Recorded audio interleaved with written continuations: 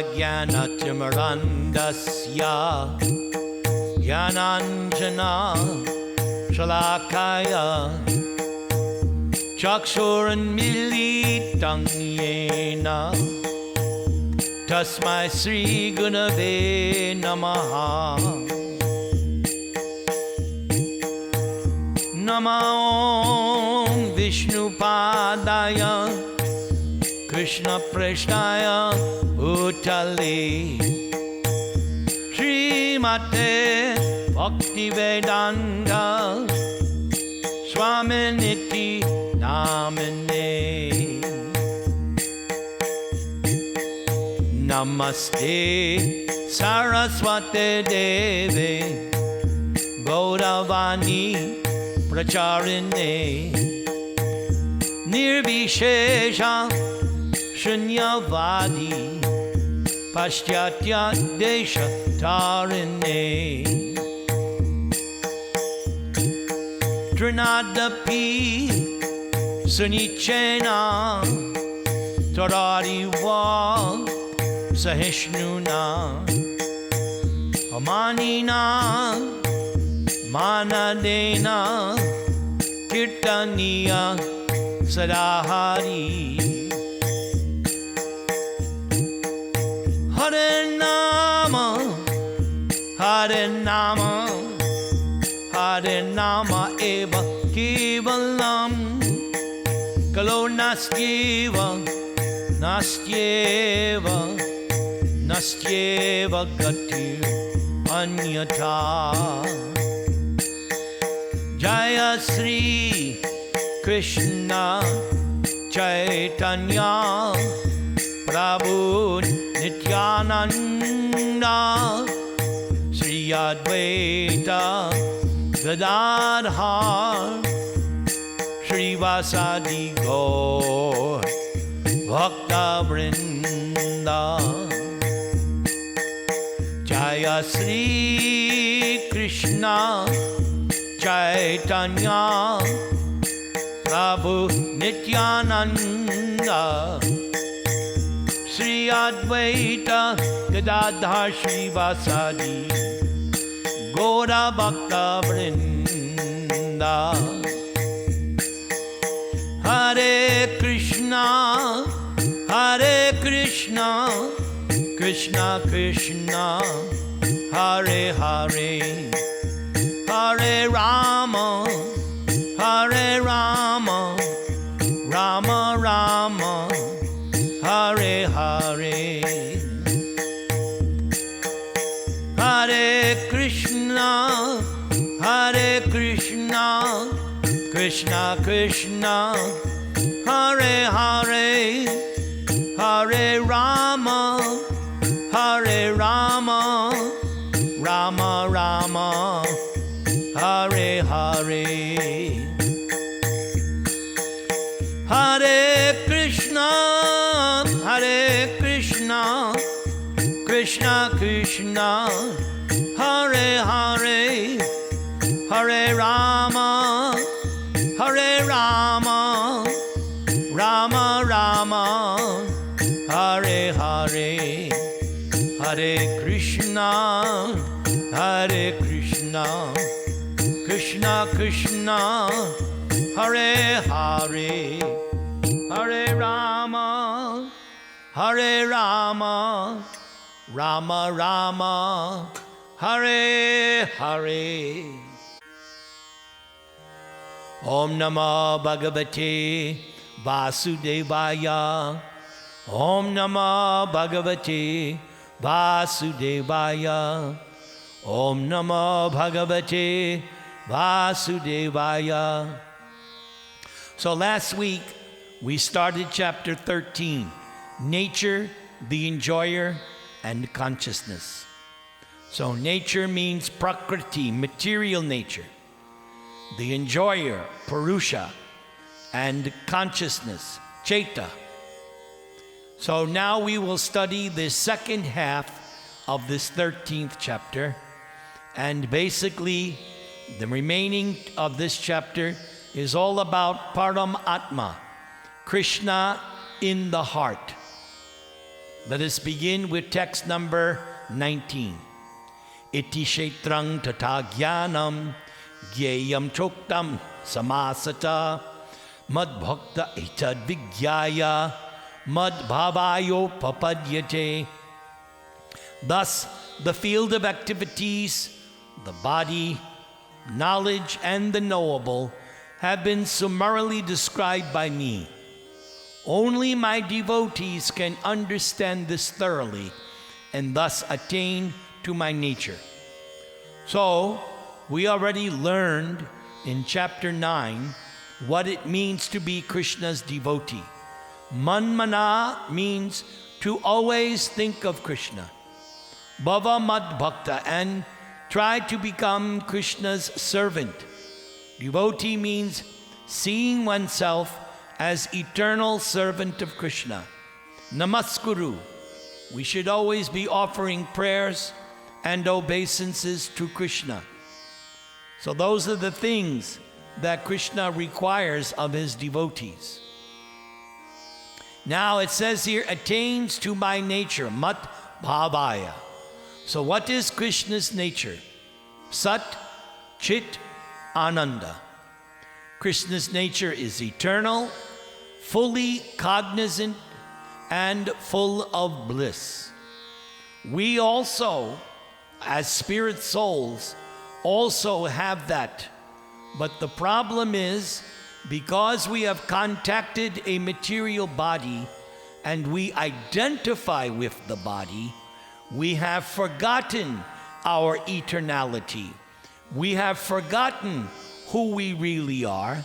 And because we're trying to enjoy the field of activities, the body, we experience material happiness and distress. But once we become liberated and enter the spiritual sky, we will once again regain our eternal existence.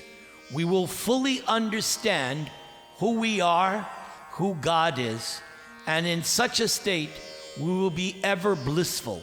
Blissful means happiness which increases at every moment and does not go down. That is not found in the material world. Material world, happiness and distress is up and down, up and down, up and down, like the stock market. If you want bliss, where your happiness is ever increasing, then you have to come off the material plane and reach the spiritual plane. Let's go to text 20. Prakriting purushang chaiva vidyanadi ubhavapi vikarang sha gunang chaiva vidi prakriti sambhavan. Material nature and the living entities should be understood to be beginningless. Their transformation and the modes of matter are products of material nature. So when here it says material nature, it means that energy of Krishna. And since it's an energy of Krishna, the energy itself is eternal, or as it says here, beginningless. It always existed. The manifestation of that material nature, that constantly changes, because the material cosmic manifestation is created, maintained, and annihilated over and over and over and over again. But the energy itself, being an energy of Krishna, that is eternal or beginningless.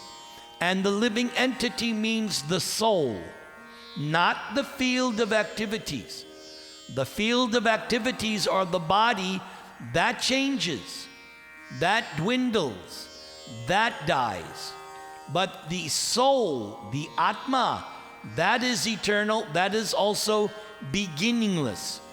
As it says here in the Sanskrit, anadi, without beginning. Something that has no beginning means it always existed. This was already explained in chapter 2, when Krishna was explaining the symptoms of the soul and how it differs from the body. Okay, let's go now to text 21. Karya karana kartrutve hetu prakritir uchyate purusha sukha dukhanam bhoktritve hetur uchyate. Nature is said to be the cause of all material causes and effects, whereas the living entity is the cause of the various sufferings and enjoyments in the world. So this harpens back to a verse we studied in chapter 5, wherein it was stated, the Supreme Soul does not assume anyone's pious or impious reactions. In other words, I have to take responsibility for what's happening in my life. There are no chances here.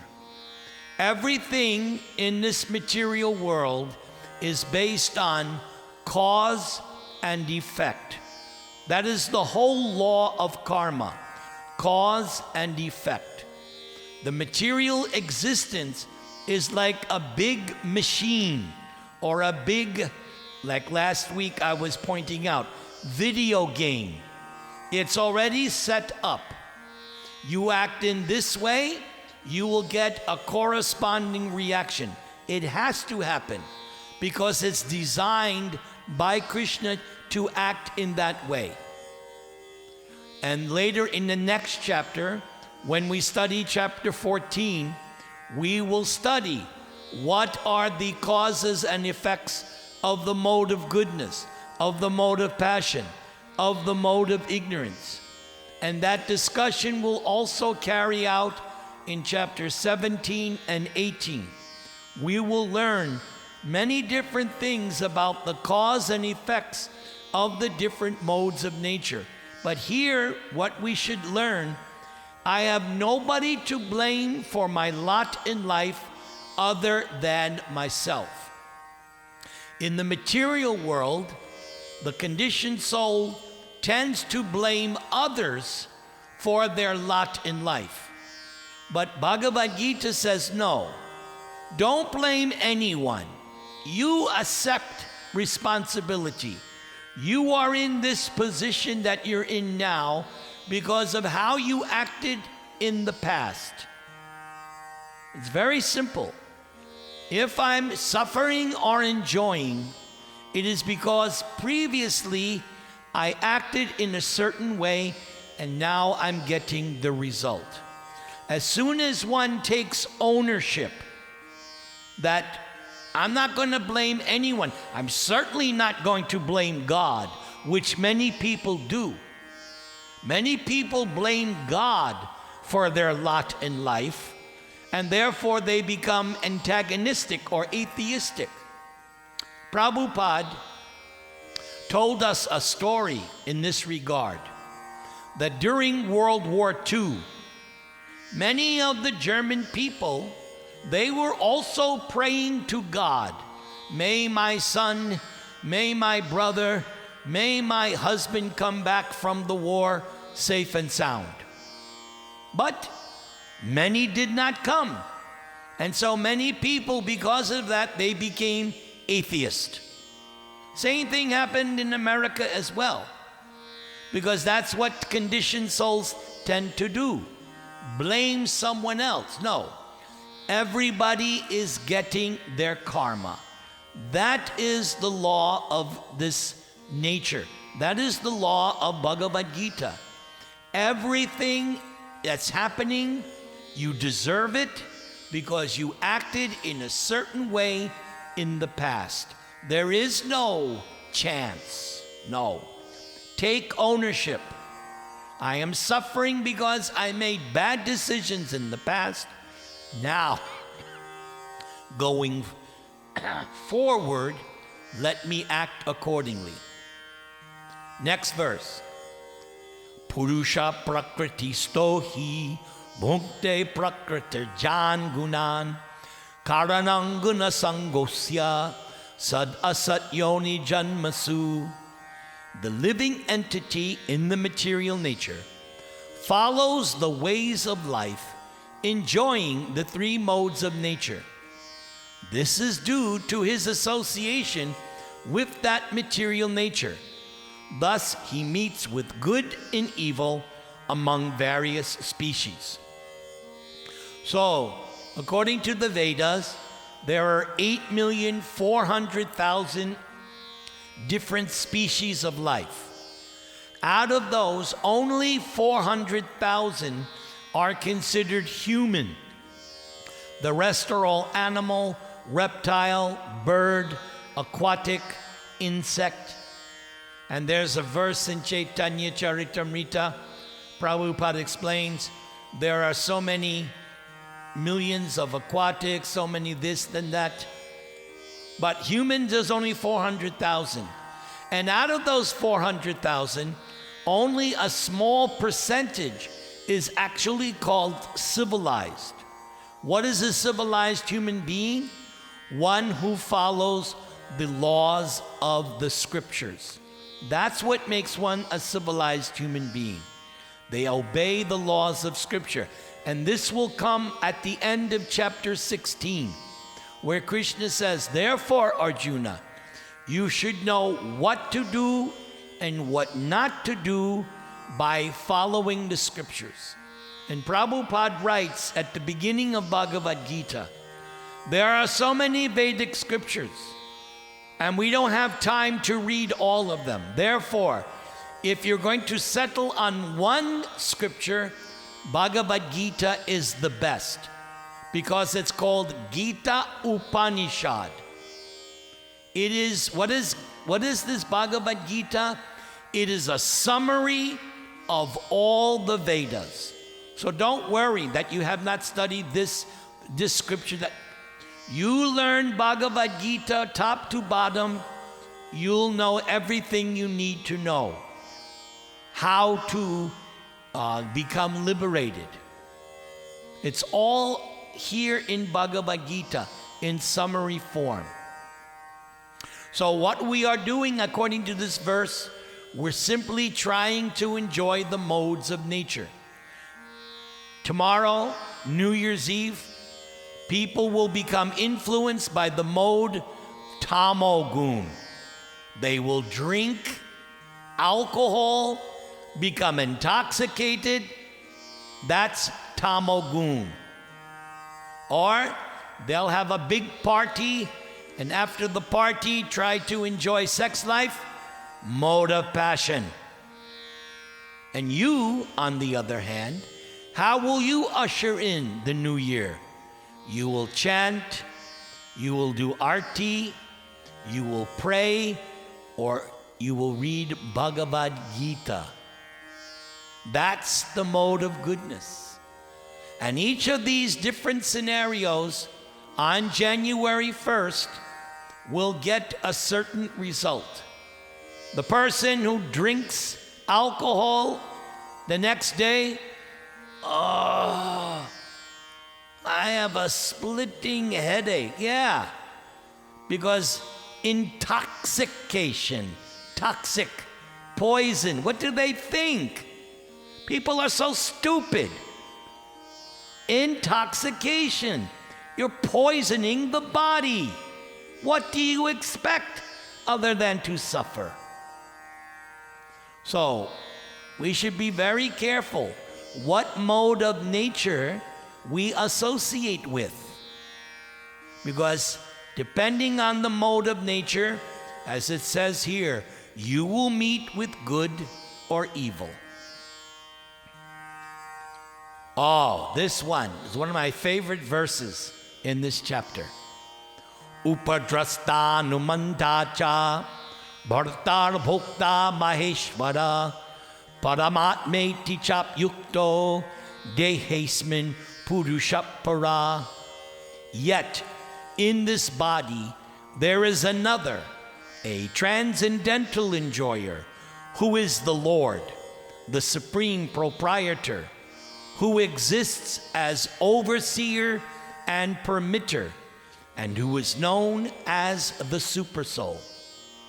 So this is a very nice definition of the Supersoul, of Paramatma. First of all, he's also within the body. And the beginning of this chapter, Krishna said, I am the knower in all the different fields. In other words, Krishna knows everyone's body. I only know, you only know your own, my own body. But Krishna is present in everyone's body and knows everyone. But he is a transcendental enjoyer. He's not enjoying the tree of the body. In the Vedas, the material existence is compared to a tree. The body is like a tree. So in the body, a tree, this tree of the body only has two fruits, happiness and distress. Those are the only two fruits of the tree of the body, material happiness and material distress. And in the Bhagavatam and in the Upanishads, there is a nice example. Two birds on a tree. So one bird is the living entity, flying from branch to branch, tasting the different fruits of happiness and distress. The other bird, also on that tree, is not flying from branch to branch, is not tasting the material fruits of happiness and distress, but is self-satisfied. As it says here, transcendental enjoyer. Krishna is known as Atma Ram, self-satisfied. So that's what it means to be a transcendental enjoyer. He is the Lord, the supreme proprietor. That we already learned in chapter 5. Bhoktaram yagyatapasang sarva loka maheshwaram. Krishna says, I am Maheshwar. Krishna says, I am the Maheshwar of both material and spiritual worlds. That is Krishna's claim. Supreme proprietor. Now comes the next two. Overseer and permitter. Therefore, Krishna sees everything the living entity does from day one. He sees it all. And permitter means thumbs up, thumbs down. You want to do something, you have something you want to accomplish, it's up to Krishna to say, yes, you'll be successful, no, you will not be successful. That is two of the functions of the Supersoul. Witnessing, overseeing, and sanctioning or permitting. Ya evam veti purushang prakriting cha gunai saha sarvata vartamanopi nasabhuyo bijayate. One who understands this philosophy concerning material nature, the living entity, and the interaction of the modes of nature is sure to attain liberation. So study this chapter, understand it, read it over and over again. Once you understand this philosophy, Krishna says you are sure to attain liberation. One will not take birth here again, regardless of one's present position. What a nice statement by Krishna. Krishna is guaranteeing your liberation if you understand this philosophy explained in Bhagavad Gita. So read Bhagavad Gita day in, day out, hour after hour. Understand this philosophy, and you will not take birth again in Cologne or California or anywhere else in this temporary, miserable material existence where we had COVID and now the next strain of COVID. Yes. Have you heard about that? Another strain. Unrelenting. Next verse. Dhyanen atmani pasyanti kechid atmanam atmana anye sankyena yogena karma yogena chapare. Some perceive the supersoul within themselves through meditation, others through the cultivation of knowledge, and still others through working without fruitive desires. So you can perceive or acknowledge the presence of supersoul. Anye tvevam ajananta shruvanyebhya upasate te pichati tarantyeva mrityung shruti parayanaha. And again, there are those who, although not conversant in spiritual knowledge, begin to worship the Supreme Person upon hearing about him from others. That was my case. Because I came in contact with Srila Prabhupada, because I came in contact with devotees of Krishna, then I also began to become interested in worshiping Krishna. I have no qualification, but somehow or other, I heard Prabhupada, I read Prabhupada, I saw Prabhupada, I became convinced that I should worship Krishna. Because of their tendency to hear from authorities, they also transcend the path of birth and death. So this is why we accept Guru, Sadhu, Shastra as our guideline. Spiritual master, we accept. We accept the Vedic scriptures, especially Bhagavad Gita, and we accept the saintly persons, past and current. By these three, our path of liberation is secure.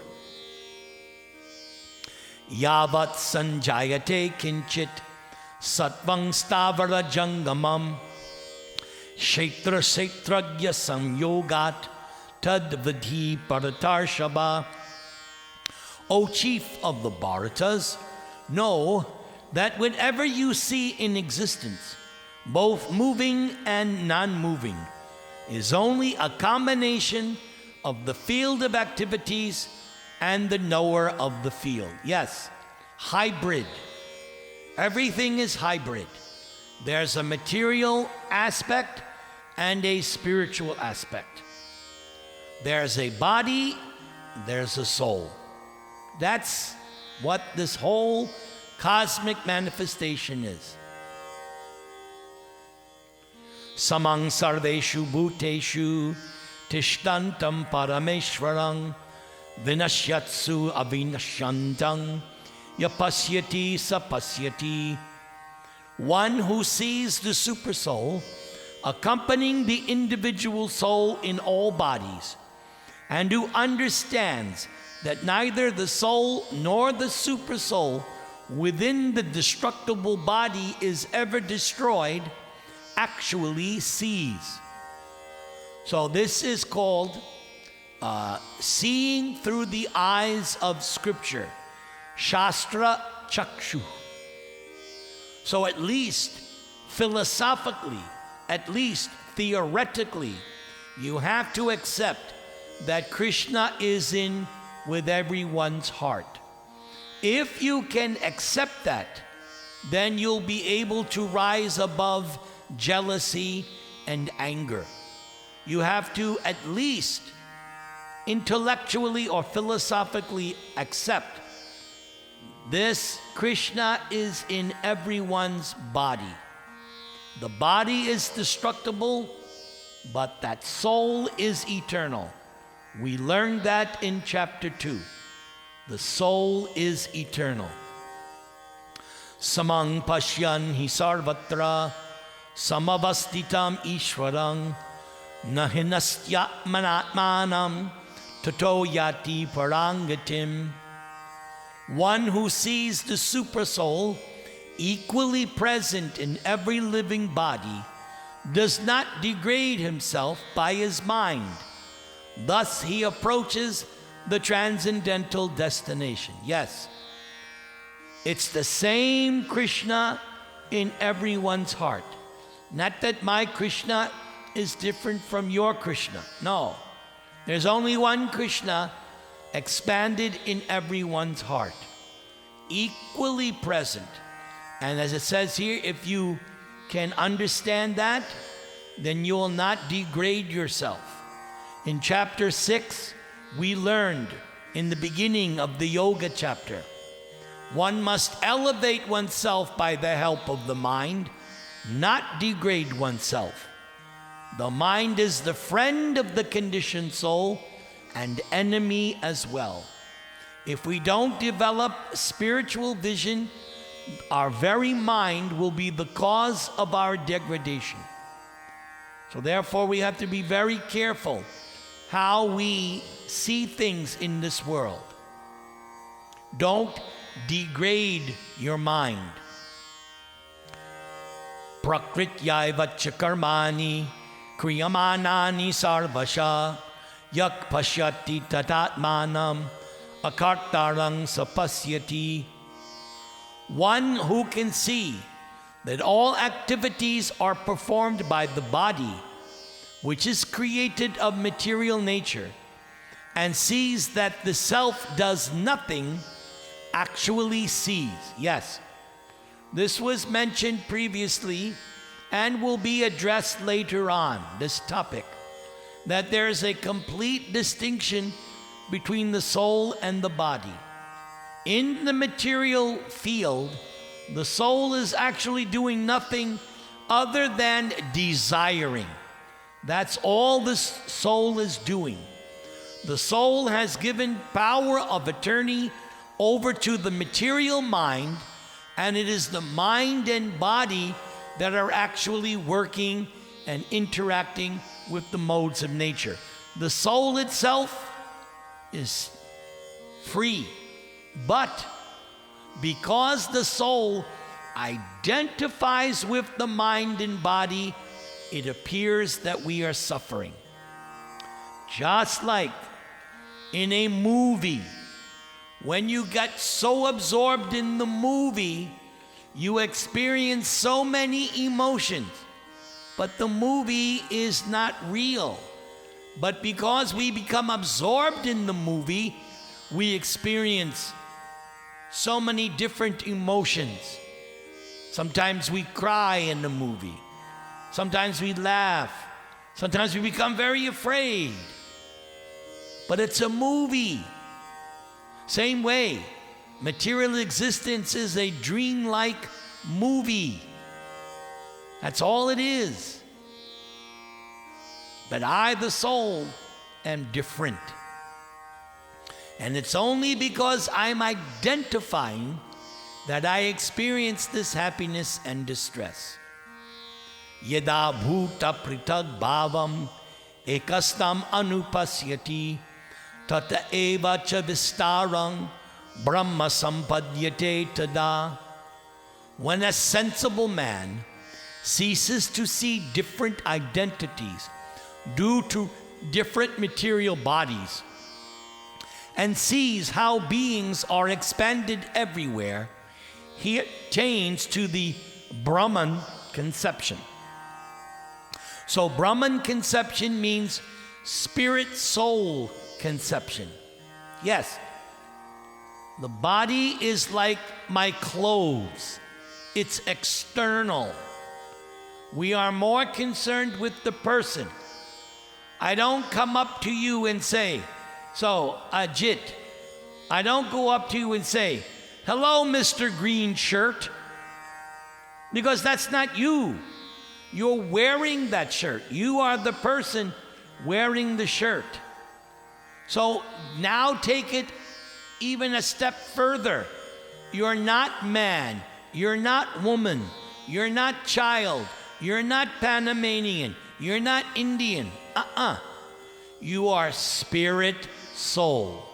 And there's only one kind of spirit soul. Yes, Every spirit soul is an individual. Every spirit soul has its own personality, yes, but every spirit soul is constitutionally the same. Brahman, spirit, eternal, full of bliss and knowledge. Just like a spark of fire. There's no difference between the spark of fire and the blazing fire. This is an example from the Vishnu Purana. Prabhupada quotes many times. The sparks coming out of the fire are nothing but fire, but their potency is minuscule. So living entities are everywhere. They're encaged in different bodies, but spirit soul is everywhere. When you see like that, then you have the Brahman conception. Others, they have a material bodily concept, not a Brahman concept, a material body concept. Bhagavad Gita is teaching us gradually how to come out of bodily concept and into this Brahman or spiritual conception. Just like me with you. I see you as devotees. I don't see you as Hindu or Panamanian, man or woman. No, I see you as devotees. That's how I'm able to do this. And that's why I care about you. I care about you because you are Krishna's devotee. Let's continue. Anaditvan nirgunatvat paramatmayam avyaya sharirastopi kaunteya na koroti na lipyate. Those with this vision of eternity can see that the imperishable soul is transcendental, meaning not material, eternal, and beyond the modes of nature. Yes, same things we learned in chapter 2 is being revisited by Krishna, meaning when something is repeated, that means it's important. It means it needs to be understood conclusively. So Krishna has revisited some of the things he mentioned in chapter 2, but now he's clarifying more. Despite contact with the material body, the soul neither does anything nor is entangled. I already explained it. The soul is actually doing nothing in this material dream or movie and is actually not entangled. Just like oil and water. If you ever mix oil and water, you'll see they separate. And you can see the line where the water begins and ends, where the oil begins and ends. Very visible. So in the same way, matter and spirit don't actually intersect. They are always constitutionally separate. Yata sarvam gatam saukshmyad akasham nopalipyate sarvatra vashtato dehe tatatma nopalipyate. The sky, due to its subtle nature, does not mix with anything, although it is all-pervading. So here, Krishna is giving you something to meditate on. This is a meditation. The sky, because the sky is the subtlest of the material elements. Earth is the grossest, then less gross is water, less gross is fire, less gross is air, and the least gross is sky or ether. So it goes subtle, then less subtle, till you have earth, which is the grossest of the material elements. The sky, due to its subtle nature, does not mix with anything, although it is all-pervading. Similarly, the soul, situated in Brahman vision, does not mix with the body, although situated in that body. Yata prakashayat yeka kritsnam lokam imang ravi kshetram kshetri tata kritsnam prakashayati bharata. O son of Bharat, as the sun alone illuminates all this universe, so does the living entity, one within the body, illuminate the entire body by consciousness. So yes, another example, Krishna's giving us something to meditate. One powerful sun lights up the whole material cosmic manifestation. We learn from the Brahma Samhita that the sun is empowered by Krishna himself. It is the spark of Krishna's unlimited potency. That sun is very powerful. You know, in Panama, on a hot day, how powerful that sun is. Or, I have experience in India. One time in 1975, I was in Lucknow, and I was on a, rickshaw. And I was with another devotee, and we were going from house to house to do preaching.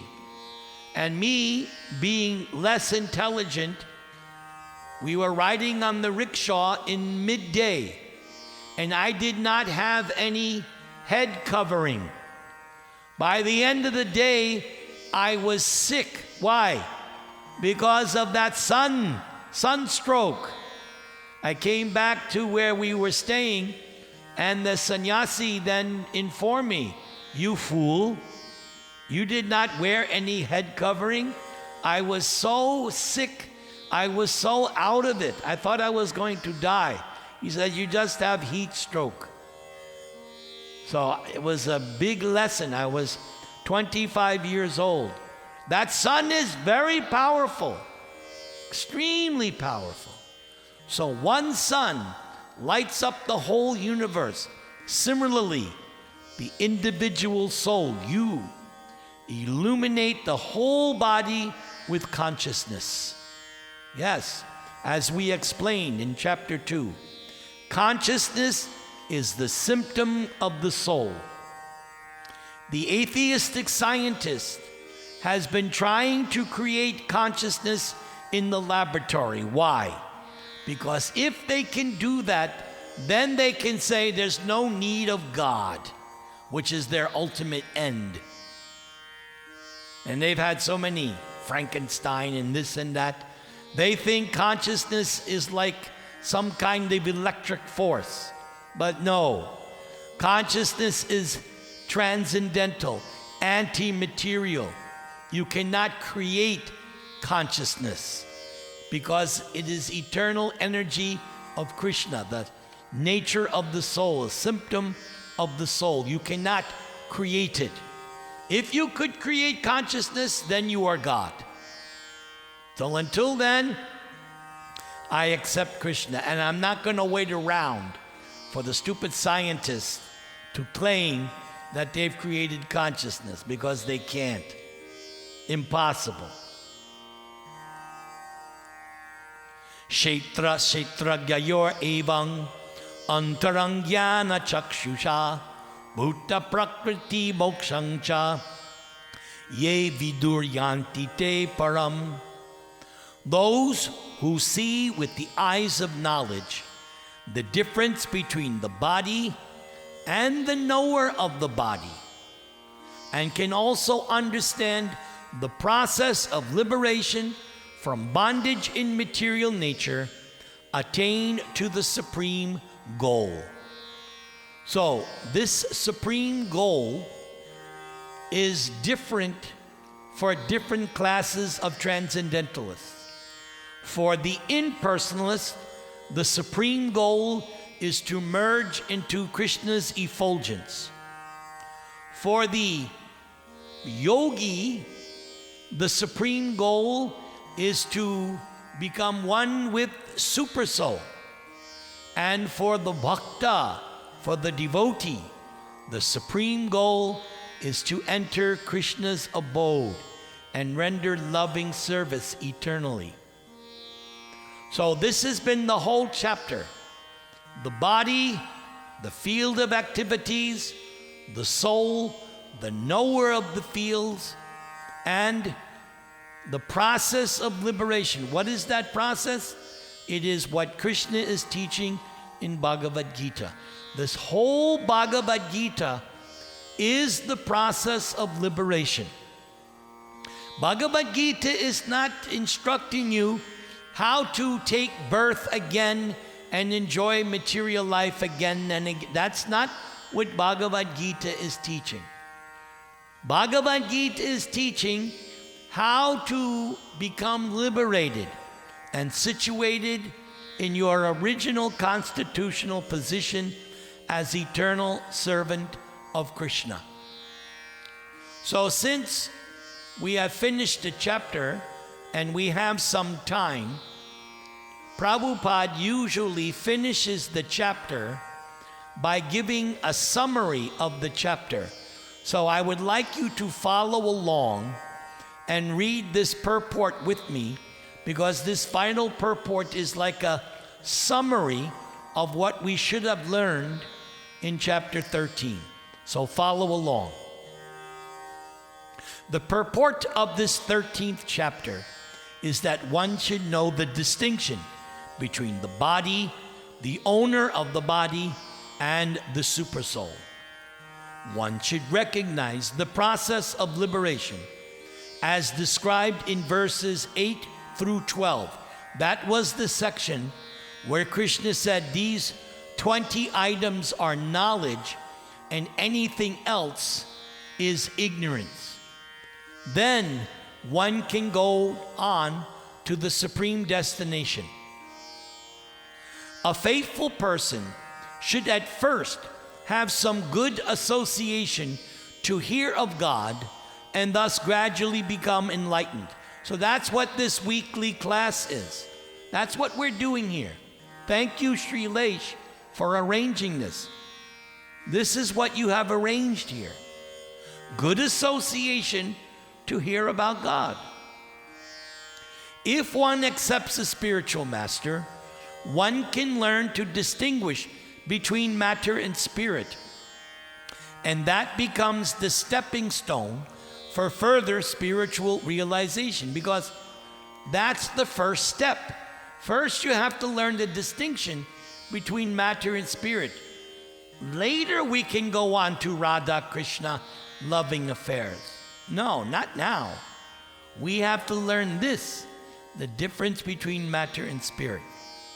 Spiritual master, by various instructions, teaches his students to get free from the material concept of life.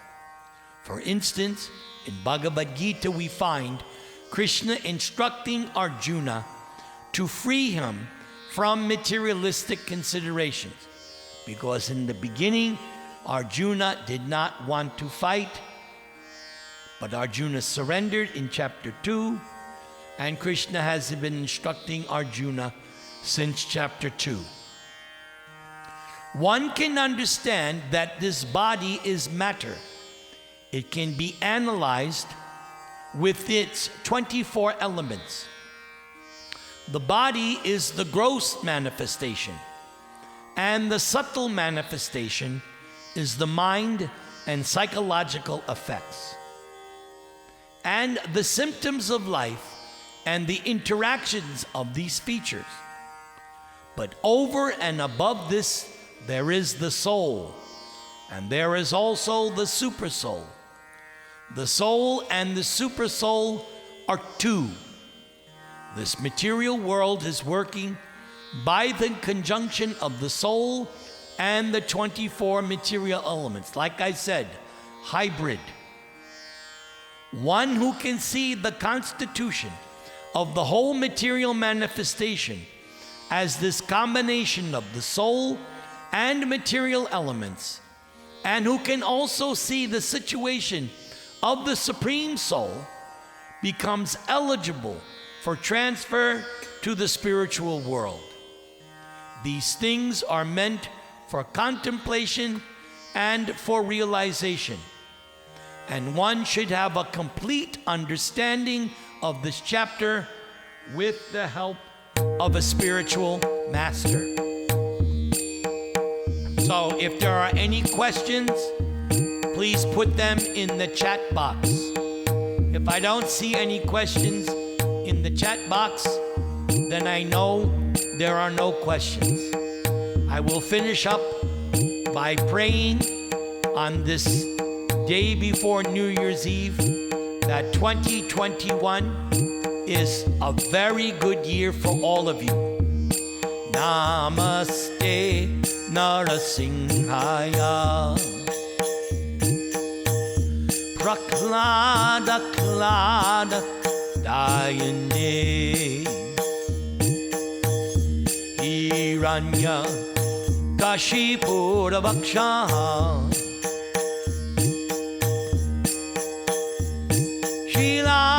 Shilatankada Kalaye